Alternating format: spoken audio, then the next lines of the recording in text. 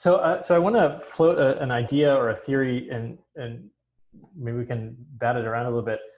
Um, so, so my theory is that people look around the world and they see pollution or they see conflict or they just things that we don't really like. We're like, how did that world get to be like this? And then people, you see people in fear or greed, profit driven, or something like that, and so all these sort of like ego, or, the negative things. And then we have this ability to get into these higher states of consciousness, into love and acceptance and compassion. And it seems like perhaps all the bad stuff can only happen when people are in these sort of lower states. And that if you are in a state of love and compassion, that somehow all that stuff that we don't like about the world, it would sort of just be incompatible and it just wouldn't happen. So yeah, I'm just curious if like, so I'm thinking about it like it just wouldn't be a resonance, like it just wouldn't be able to be a thing that somebody Yes. would do. What are your thoughts about that? Yeah, in Mind Matter, I talk about resonance. And so if you are fearful, for example, then you're in resonance with that great social energy and stream in the psychosphere of fear. And so you're in resonance with it, and then you find things to be fearful of, and you solve one problem you're fearful of, and another one pops up right away. So it's fear that you're resonating with. And I talk a lot in Mind Matter about the whole principle of resonance and about how it's found throughout nature. Just a very simple example is when you when you are in a room with several string instruments like a violin or a guitar, and somebody plays a note, all the strings of the other stringed instruments resonate with that note, even though they aren't being plucked. That's just what resonance does. In one image in Mind Matter, I have an image of 64 metronomes, and they're all totally out of phase. And then you watch them over the course of 3 minutes, they all entrain with each other through that principle of resonance.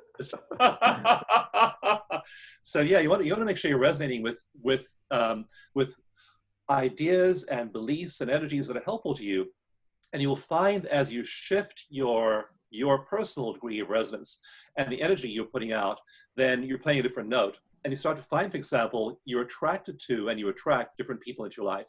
And so your friends start to change, and you'll find the ones that were in fear, maybe they'll start to move with you and maybe they won't. And eventually they'll find other people resonant with fear. But you find people resonant with love.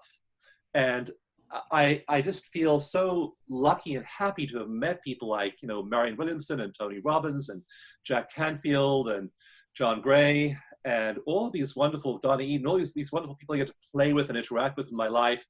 And I can tell you, they're resonating at this fabulous level of love. And so as you shift your resonance, you then attract people and circumstances that reflect your level of resonance.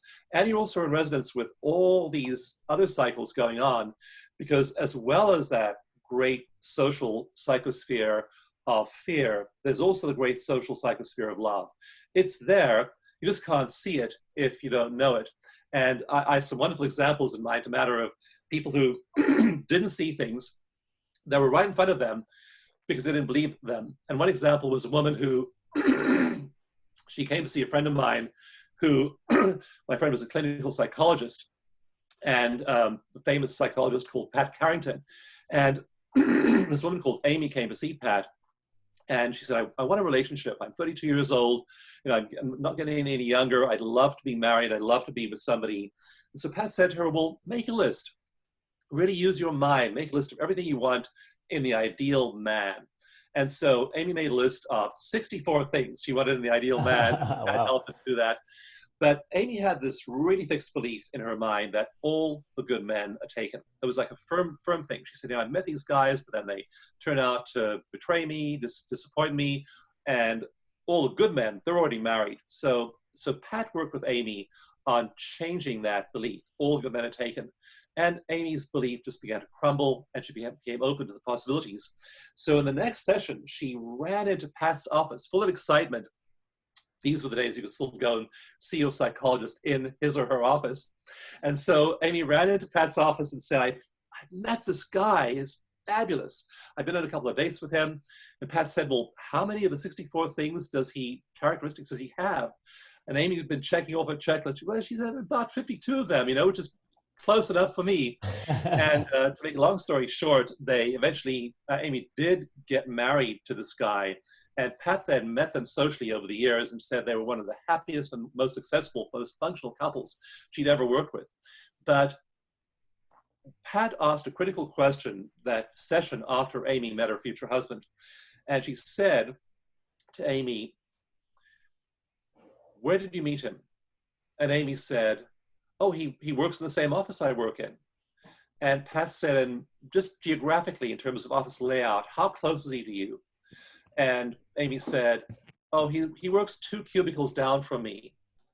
And Pat said, "How long has he worked 2 cubicles down from you?" And Amy said, "For about 6 months."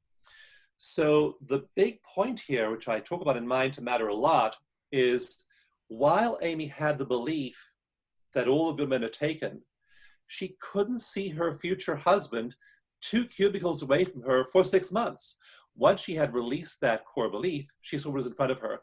And so I talk about it in Mind to Matter over and over again, is the whole idea that you'll believe it when you see it has got the cart and the horse in the opposite configuration. You need to believe it. And that strength of belief will create neural pathways in your brain that will allow you to then see it. So belief comes first, at shifting your belief, attuning to love, attuning to gratitude, attuning to well-being, attuning to prosperity. You do that in the midst of adverse circumstances, and you build those neural circuits in your brain. You then attract the people, the circumstances, your life starts to change, and then your external world becomes a reflection of your internal belief system. Wow, that's a fantastic story, and I'd love to follow it up with a quick little personal story. I met my wife in very similar circumstances. We lived in this very small expat community in Bali, Indonesia, and we had hundreds of friends in common. So there was like no way we shouldn't have known each other. But we lived in the same place for a year, never knowing each other. And then once we had sort of both cleaned up previous relationships and come to a place where we were solid in our own identities and all that stuff, then we met and things went really fast. So that's phenomenal. Yeah, at the right time, in the universe's timing.